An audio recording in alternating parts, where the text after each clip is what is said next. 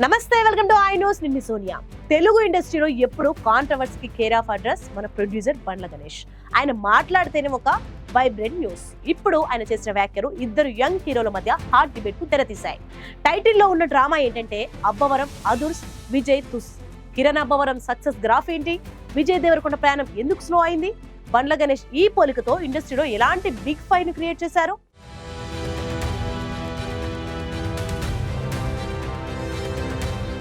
Telugu politics లో కాదు, ఇప్పుడంతా టాలీవుడ్ పాలిటిక్సే.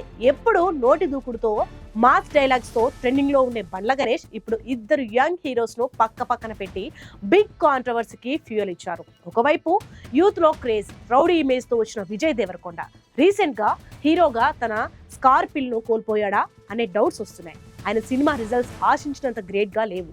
అందుకే ఇప్పుడు ఆయన ట్రెండ్ విజయ్ తుస్ అని కొందరు కామెంట్ చేస్తున్నారు. ఇక మరోవైపు సైలెంట్ గా సింపుల్ గా ఎంట్రీ ఇచ్చి తన స్టోరీ సెలెక్షన్స్ తో స్టడీగా ఎదుగుతున్న కిరణ్ అబ్బవరం ఆయన సినిమాలకు బిగ్ బజ్ లేకపోయినా రిజల్ట్స్ విషయంలో మాత్రం గట్టిగా నిలబడుతున్నాడు. అందుకే ఇండస్ట్రీ ఇన్సైడర్స్ ఇప్పుడు ఆయనను చూసి అబ్బవరం అదుర్స్ అని అంటున్నారు.